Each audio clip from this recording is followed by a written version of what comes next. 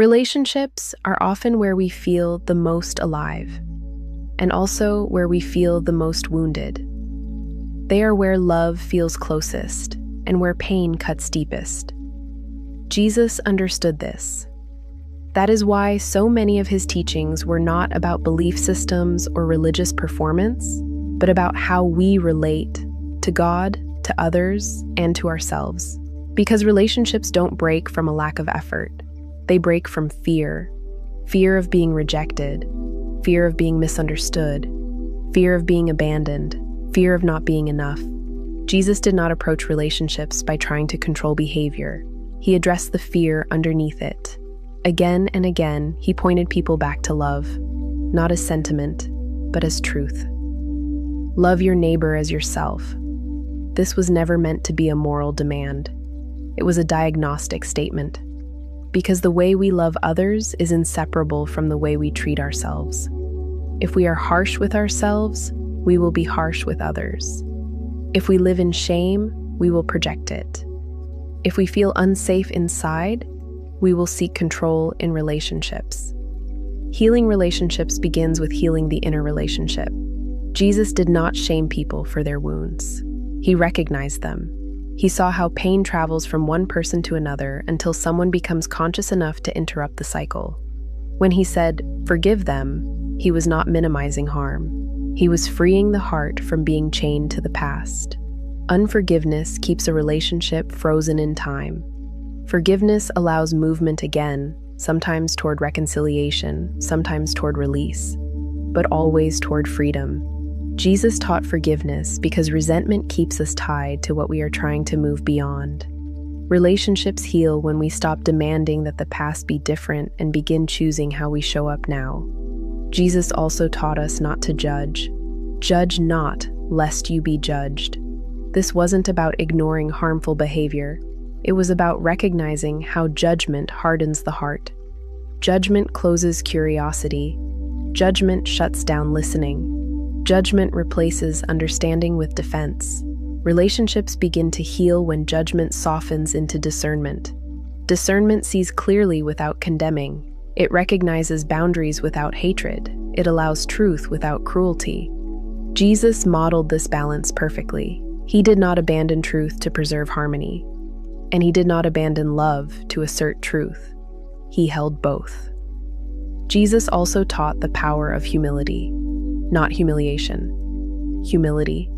The willingness to admit when we don't fully see, when we don't fully understand, when our perspective is incomplete. Relationships heal when humility replaces the need to be right. So many conflicts are not about what happened, but about whose version of reality will dominate. Jesus showed that love does not need to dominate to be strong. Blessed are the meek. Meekness is strength without aggression. Confidence without force, power that does not need to prove itself. Relationships heal when we stop trying to win and start trying to understand. Jesus also taught about boundaries, though he didn't use the word. When he said, "Do not cast pearls before swine," he was acknowledging that not everyone is ready for the same level of intimacy. Love does not require self-betrayal. Compassion does not mean overexposure. Relationships heal when we learn where to offer openness and where to offer distance without guilt. Jesus withdrew often. He stepped away from crowds. He paused. He prayed alone. This teaches us that closeness requires rhythm.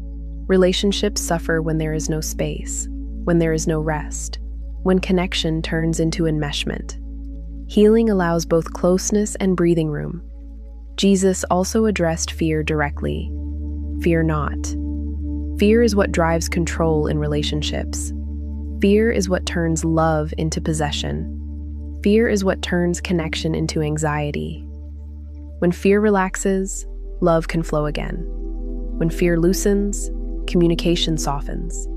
Listening deepens. Defensiveness decreases. Relationships heal when fear is replaced with trust. And finally, Jesus reminded us that love is not transactional. He loved without leverage. He gave without manipulation. He stayed present without demanding reciprocity.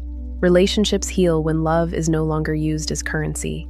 when we stop loving to get something back, when we stop withholding as punishment, when we stop measuring worth by response. Jesus showed that love is not fragile. It does not need to be protected by fear. And that way still heals hearts today because it meets us where we actually are, not where we think we're supposed to be. Jesus never asked people to become emotionally perfect before they were worthy of love. He did not require healed wounds, flawless communication, or unshakable faith. He met people in confusion, in contradiction, in grief, in relational messiness. And this matters, because so many people believe their relationships are broken, when in reality, they are simply unhealed. Jesus understood that hurt people don't need condemnation. They need safety. Safety to tell the truth. Safety to feel without being punished. Safety to be seen without being rejected. Relationships begin to heal when people feel safe enough to stop performing. So much relational pain comes from masks. The mask of strength, the mask of indifference, the mask of being fine. Jesus consistently invited people out from behind their masks. When he asked questions, he wasn't seeking information. He was offering permission. Permission to be honest. Permission to admit need. Permission to acknowledge longing. The heart of relationship healing is not fixing the other person. It is returning to truth within yourself. Jesus showed us that love cannot grow where fear dominates.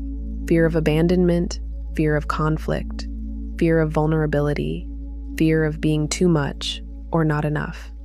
These fears quietly shape how we attach, how we withdraw, how we react. Jesus did not shame these fears. He illuminated them. When he said, "Why are you afraid?" it was never an accusation. It was an invitation to look deeper, to notice how fear closes the heart, how it hardens language, how it turns misunderstandings into walls.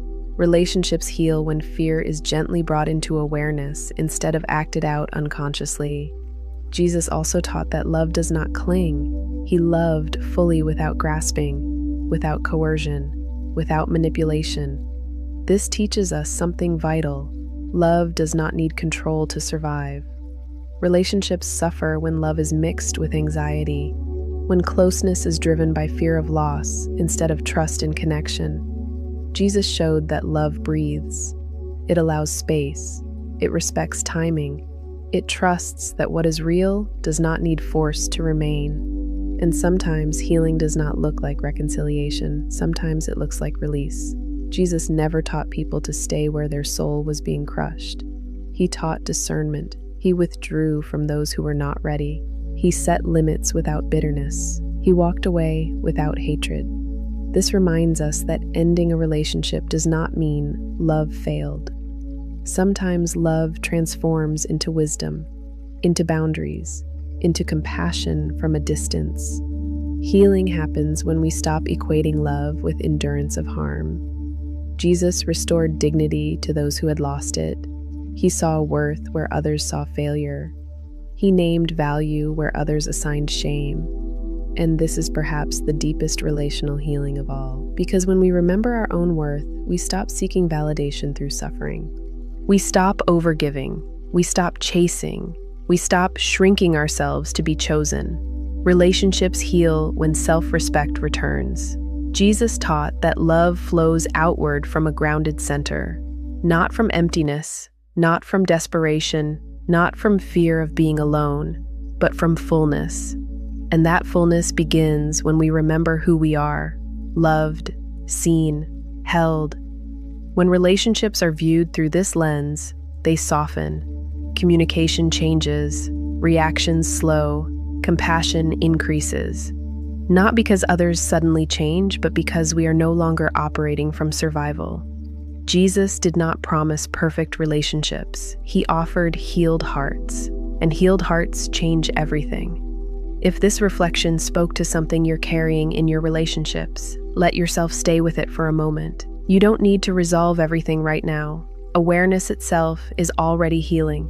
If you'd like more reflections rooted in the teachings of Jesus, focused on inner peace, emotional healing, and restoring connection, you're welcome to subscribe and return whenever you need grounding. Thank you for being here. May love guide your relationships gently and wisely.